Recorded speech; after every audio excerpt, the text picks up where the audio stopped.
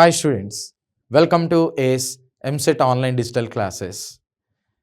Permanent hardness అంటే నీటికి శాశ్వత కాఠిన్యత. దీన్ని తొలగించడానికి ఏం చేస్తారు?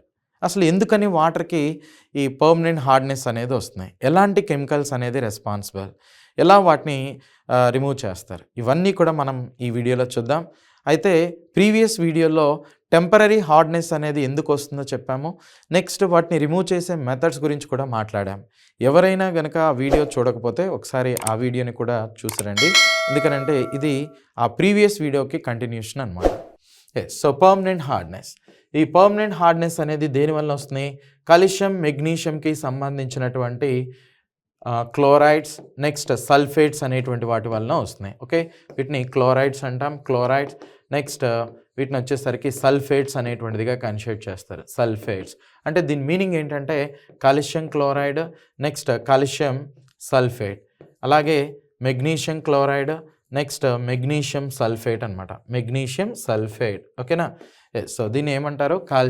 కాల్షియం క్లోరైడ్ అనేటువంటిదిగా చెప్తారు. Calcium chloride. నెక్స్ట్ దీన్ని ఎలా ప్రొనౌన్స్ చేస్తారో కాల్షియం సల్ఫేట్ అంటారు. Calcium sulphate. Okay, next one MgClని ఏమంటారు? Cl2ని ఏమంటారంటే మెగ్నీషియం క్లోరైడ్. మరి MgSO4ని ఏమంటారు? మెగ్నీషియం సల్ఫేట్ అనేటువంటిదిగా చెప్తారు. Magnesium sulphate. అంటే ఇప్పుడు మనం ఏం చేయాలి? ఇవన్నీ కూడా సాల్యుబుల్ అనమాట. Okay, so soluble in water అంటే ఇన్విజిబుల్ టు నాక్డ్ ఐ. మన కంటికి కనిపించవు. ఎందుకని కనిపించట్లా? ఆ వాటర్లో ఇవన్నీ కూడా డిజాల్వ్ అయిపోయినాయి. ఇలా డిజాల్వ్ అయిపోయిన కెమికల్స్ని, అంటే మన కంటికి కనిపించినటువంటి కెమికల్స్ని కంటికి కనిపించే విధంగా మార్చేయాలి. సాల్యుబుల్ని ఇన్సాల్యుబుల్గా, ఇన్విజిబుల్ని విజిబుల్గా మార్చేయాలి. అలా మార్చడానికి అంటే ఈ పర్మనెంట్ హార్డ్నెస్ని రిమూవ్ చేయడానికి ఎలాంటి కెమికల్స్ని వాడతాం? సో ఇక్కడ మీరు చూడొచ్చు, వీటిలో ఉపయోగించేటువంటి మెథడ్స్లో ఫస్ట్ వన్ వచ్చి washing soda method. Okay, washing soda అంటే Na2CO3 10H2O అని చెప్తాం. దీన్ని సోడియం కార్బోనేట్ అంటారు. అంటే ఇక్కడ మీరు చూడండి, కాల్షియంకి సంబంధించిన, మెగ్నీషియం సంబంధించినటువంటి క్లోరైడ్స్ని కానీ లేదు అంటే సల్ఫేట్స్ ఇలాంటిది ఏవైతే ఉన్నాయో ఇవి సోడియం కార్బోనేట్తో రియాక్ట్ అనేటువంటిది అయిపోయినప్పుడు ఏం చేస్తాయి అంటే ఇక్కడ CaCl2 కానీ లేదంటే MgSO4, నీ ఇష్టం ఏదో ఒకటి తీసుకోండి. తీసుకున్నప్పుడు ఇవి ఏం చేస్తాయి అంటే ఇక్కడ ఉన్నటువంటి క్లోరిన్ ఆర్ సల్ఫేట్ ప్లేస్లోకి కార్బోనేట్ అనేటువంటి దాంతో రీప్లేస్ అవుతాయి. అంటే ఈ కెమికల్ ఎలా మారిపోతుంది? CaCO3గా, నెక్స్ట్ మెగ్నీషియం సల్ఫేట్ అనేది MgCO3గా మారిపోతుంది. ఎప్పుడు? ఈ కెమికల్ అనేది దీంతో రియాక్ట్ అనేటువంటిది అయినప్పుడు. సో ఇప్పుడు చూడండి, కాల్షియం కార్బోనేట్, మెగ్నీషియం కార్బోనేట్ అనేటువంటిది ఇన్సాల్యుబుల్ ఇన్ వాటర్, ఇన్సాల్యుబుల్. అందుకనే మనకి ఈజీగా కనిపిస్తాయి, visible to knocked I. Mostly మనం వీటిని ఈజీగా సపరేట్ అనేటువంటిది చేసేయచ్చు. సో ఈ మెథడ్ అనేటువంటిది ఒకటి వాడతారు, వాషింగ్ సోడా మెథడ్ అంట. జనరల్గా ఏం జరుగుతుంది అనేటువంటిది గుర్తుపెట్టుకోండి, ఎగ్జామినేషన్ పాయింట్ ఆఫ్ వ్యూలో ఇంపార్టెంట్. Next Calgon method. ఈ కాల్గన్ మెథడ్లో ఏమి యూస్ చేస్తారు అంటే sodium hexametaphosphate. Okay, Na6P6O18 sodium hexametaphosphate అనమాట. దీన్నే కాల్గన్ అనేటువంటిదిగా చెప్తారు.